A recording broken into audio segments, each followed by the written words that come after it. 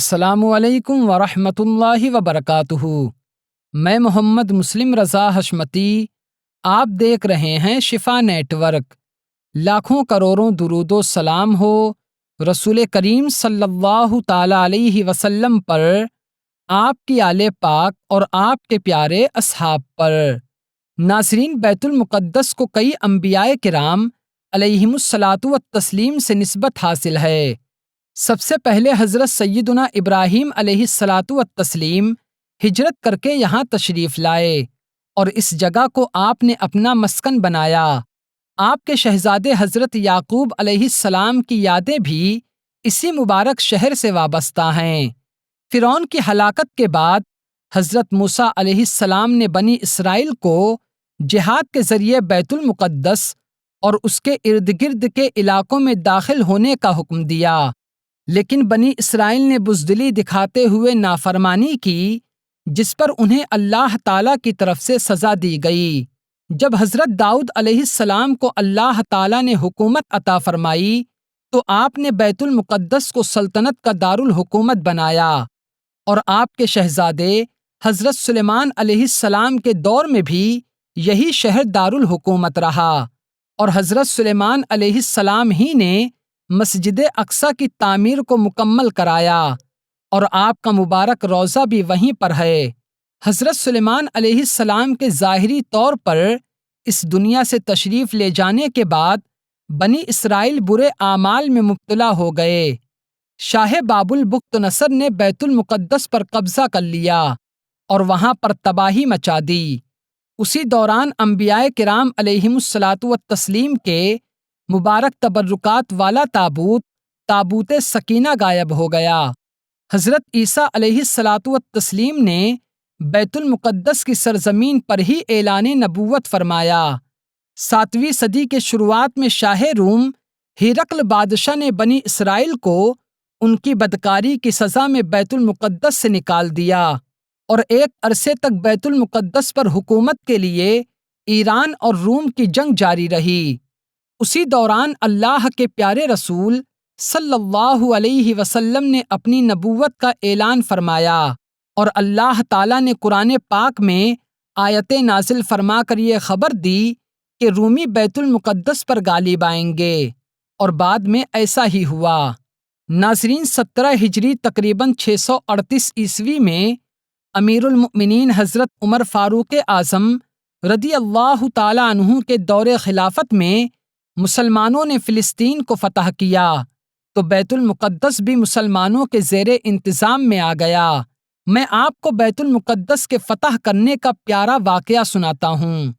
جب مسلمانوں کی فوجوں نے اجنادین کو فتح کر لیا تو رومی سربراہ نے حضرت سیدنا عمرو ابن العاص رضی اللہ تعالیٰ عنہ کو پیغام بھیجا کہ اللہ کی قسم، تم اجنادین کے بعد فلسطین کا کوئی علاقہ فتح نہیں کر سکتے، لہٰذا تم واپس چلے جاؤ، اور اس سے پہلے جو فتوحات تم نے کی ہیں ان پر گھمنڈ مت کرو، ورنہ تم شکست کھا جاؤ گے۔ حضرت عمرو بن العاص رضی اللہ تعالیٰ عنہ نے رومی سربراہ کے خط کا کرارا جواب دیا۔ ادھر رومی سربراہ کے ساتھیوں نے اس سے پوچھا کہ تمہیں کیسے معلوم کہ عمرو بن العاص اس علاقے کو فتح نہیں کر سکتے؟ تو رومی سربراہ نے پچھلی کتابوں کے علم کے مطابق حضرت عمر فاروق اعظم رضی اللہ تعالیٰ عنہ کا نام لیا اور آپ کے اوصاف بیان کر کے کہا کہ بیت المقدس انہی کے ہاتھوں پر فتح ہوگا۔ حضرت عمرو بن العاص رضی اللہ تعالیٰ عنہ سمجھ گئے کہ اس علاقے کی فتح حضرت عمر فاروق اعظم رضی اللہ تعالیٰ عنہ کے آنے سے ہوگی، چنانچہ آپ نے امیر المؤمنین حضرت عمر فاروق اعظم رضی اللہ تعالیٰ عنہ کو خط کے ذریعے تمام صورتحال سے آگاہ کر دیا۔ ناظرین، فتوح الشام کی روایت کے مطابق اسلامی فوجیں امین امت حضرت سیدنا ابو عبیدہ ابن جراح رضی اللہ تعالیٰ عنہ کی قیادت میں جب اس مبارک شہر میں پہنچیں تو اس شہر کے قلعے کو فتح کرنے کے لیے 4 مہینے تک لڑائی ہوتی رہی، مگر کامیابی نہ ملی۔ بالآخر ان کے بڑے راہب نے قلعے کی دیوار پر چڑھ کر حضرت ابو عبیدہ رضی اللہ تعالیٰ عنہ سے کہا، ہمارے شہر کو صرف ایک ہی شخص فتح کرے گا جس کے اوصاف ہماری کتابوں میں لکھے ہوئے ہیں، اور وہ شخص تم نہیں ہو۔ حضرت ابو عبیدہ رضی اللہ تعالیٰ عنہ نے ارشاد فرمایا، تمہاری کتابوں میں اس شخص کے بارے میں کیا لکھا ہوا ہے؟